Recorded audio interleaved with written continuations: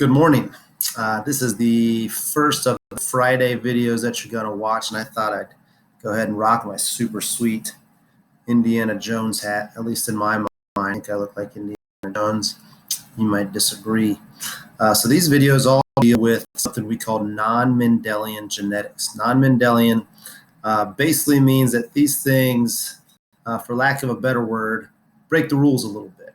So with Mendel, he learned about principle of dominance. So one allele would always be dominant over the other. It would follow set patterns. Well, with these, we're going to get a little bit different. It's going to get a little, I don't know the best way to say it, a little muddy, I guess. So we're going to talk about things called, I'm just going to show them to you now, and then we'll post other videos about how they work. So one is multiple alleles. You see that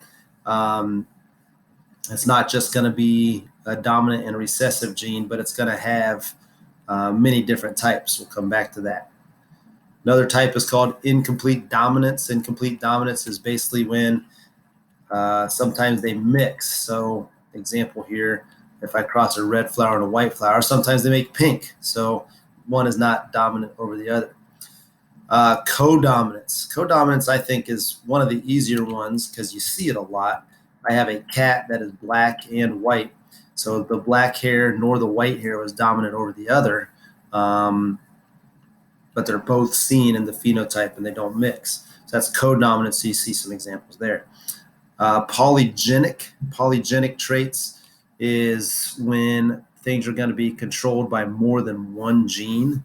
Okay, so it's not just, okay, a big T and a small t, but now I'm going to have T's and R's and G's and S's all coming together to give a person a trait. And you can see some things that are there. And then finally, epistasis. Epistasis is a different one. Where basically you need another gene in another location for you to have a certain trait. That's a tough one. Epistasis is a difficult concept.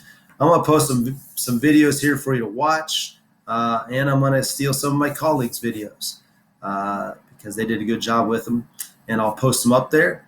And once you're done with these videos, this is the Friday section. Unless you're working ahead, that's fine. All of those worksheets, and you should have got an email from me this week that really went over what worksheets you need to do.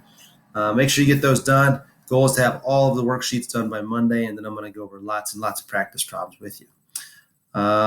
And again, you can always look to my notes, watch the videos, and I'll help you out in any way that I can. Indiana Jones signing off.